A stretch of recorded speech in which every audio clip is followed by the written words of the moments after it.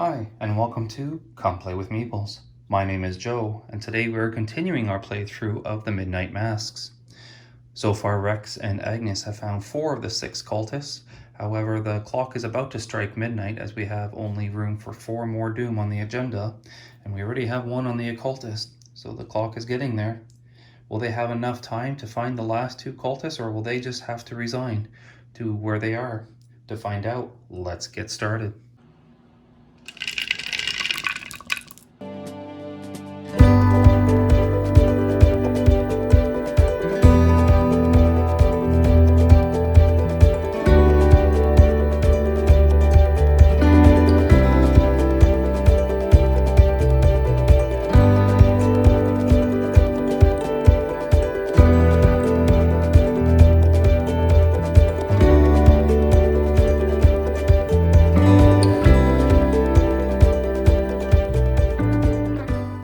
Welcome back. We were at the top of the order with the Mythos phase, so the next thing we had to do was to add another Doom to the agenda. That now brings us to 6 of 8, so we're still fine there. So now we each get an encounter card. So first Rex gets Mysterious Chanting, Revelation. Place 2 Doom on the nearest cultist. If there's no cultist enemy in play, search the encounter deck and discard pile for a cultist enemy and draw it. So I guess the nearest cultist would be the one that's on him. We have to add 2, but it did not say to advance the agenda if able. So you guys can't quite see that there, but I just added 2 to Victoria. And then for Agnes, she pulls on Wings of Darkness. Test agility 4. If you fail, take 1 damage and 1 horror. Then disengage from each non-Night Gaunt enemy engaged with you and move to a central location. So she does have only evade of 3 to 4.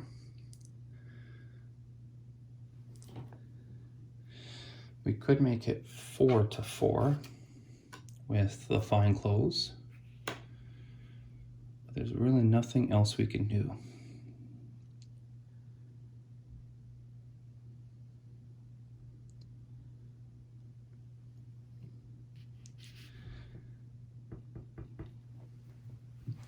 Even if she fails, just trying to think this through, if she fails, Rex is going to go. He should be able to defeat Victoria on his own with the 4 to 3. You could always throw that in for 5. And that would be enough to defeat Victoria. And then we just need to get the last cultist. So if she has to go to the central location of Rivertown, it'll be a free action to get to where the Acolyte is, and she can defeat him in 1 turn. I'm not necessarily minding that she takes that, especially since I'm just rereading. I wonder if I've missed this many times. So her special ability is after she takes 1 or more horror is placed on Agnes, deal 1 damage to an enemy at your location. So if she were to do that, Victoria would get the damage. Yes, and that would actually save him a turn too.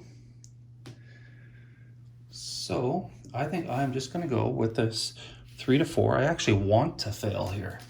Yeah, she's going to take a damage in a horror, but there'll be lots of benefits. So come on, where's the automatic fail token? That's what I want to see this time. And we get -1, so she failed. So that does mean she will get a horror and a damage to herself. But because she did that, she will assign 1 damage to Victoria. And then she will move to a central location, which will be Rivertown. And this Acolyte will automatically attach himself to her. And now we go to the investigator phase. So once again, we got to really watch our time here. As you can see, Doom can quickly get added. There's 2 more here. And suddenly we can have less time than we thought we did. But hopefully we're going to clear off all 3 of these dooms here right now. So we're going to have Rex go first. He has a fight of 2, plus Lita is 3, plus the survival knife is 4. And I keep forgetting this ability when he was taking damage during the enemy phase, but I've missed many things that have benefited us too, so guess I'm not perfect either.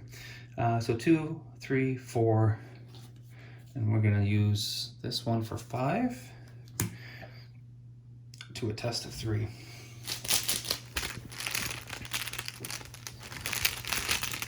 And we pull the skull.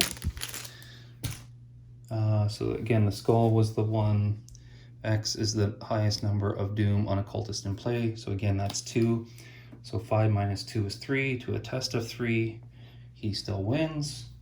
With Lita there, he does 2 damage instead of 1. And that will defeat Victoria along with her doom.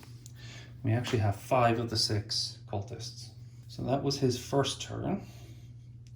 I think for his second turn, he is going to cash in, so we know what we're dealing with. The 4 clues to get to the last card in the cultist deck. And there we found Herman. So he is going to spawn in the graveyard, and that's actually perfect for Agnes. Choose and discard 4 cards from your hand, parlay, add Herman to the victory display. That would be the quickest way for her to defeat him. So Rex's last 2 turns feel like they're just going to be a bit of a waste. But I will move him to Rivertown, so at least they're together.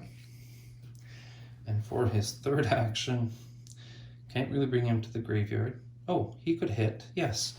Why doesn't he take care of the Acolyte on Agnes? So again, he's got 1, 2, 3, 4 to a test of 3. 4 to 3.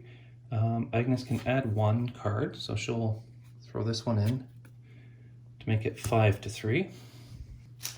And we'll go with that, 5 to 3.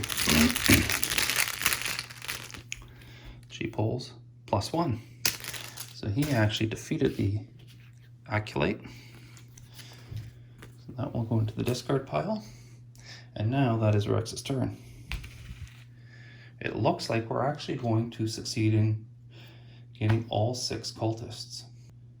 Let me just think about what Agnes is going to do on her turn. She's going to move for 1. Then Herman's going to engage. And she can discard 4 cards. Okay, so for Agnes's turn, she's going to move to the graveyard. So now Herman is going to attach to her. For her second turn, she's actually going to parlay him. So choose and discard 4 cards from your hand.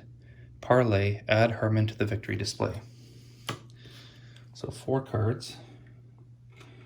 1, 2, 3, 4. And before I do that, let me just double check.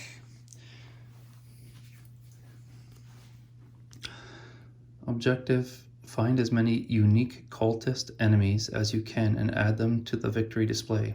If there are 6 unique cultist enemies at the victory display, advance. So we don't even need then a turn to resign or anything. We would advance this. No, we definitely have, okay, so we'll do the 4 cards to parlay Herman. The only one I question is the Masked Hunter. So I'm just going to double check that the Masked Hunter is one of the cultists. Yes, I just double checked, and yes, the Masked Hunter was the 6th cultist. We actually got all 6, and we can advance the act. So I'll flip that over. It says Secrets Unveiled. You successfully uncovered the identities of all of the cult's high-ranking members within Arkham. The man who has stalked you throughout the city was dedicated in his conviction as was Herman, the undertaker of the graveyard. Others seem to have caroused to aid the cult. Ruth, the mortician, has been told that her family would be killed if she did not supply the ghouls with fresh corpses. Thankfully, you managed to help her escape the hospital safely. Peter, the professor, had to be convinced that his involvement with the cult would do more harm than good. Victoria's obsession with occult artifacts has landed her deep within the cult's web. When you confront Drew in the asylum, he attacked you, but interestingly, he did so because he thought you were part of the cult. The deeper you delve into this conspiracy, the clearer it has become that many lives have been ruined by it. Resolution 1. Alright, so we've reached the end of the scenario, so now we can read the do not read until the end of the scenario. So it says, if no resolution was reached, each investigator resigned or was defeated, read resolution 1. But we were told to go to resolution 1.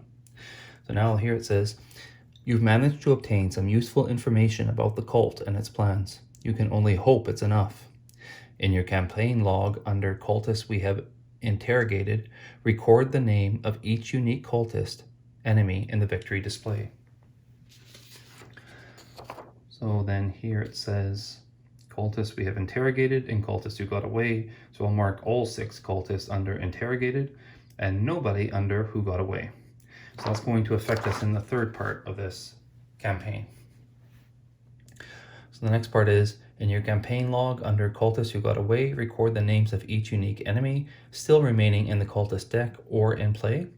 If it is Agenda 1, record the masked hunter here as well. If the ghoul priest is in the victory display, cross out the ghoul priest is still alive in your campaign log. Well, we defeated him last round, so he didn't come around again this time.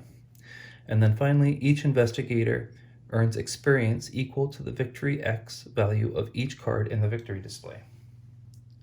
So now we can count up how many victory points we've got, and then I will upgrade the deck for the next part of the campaign.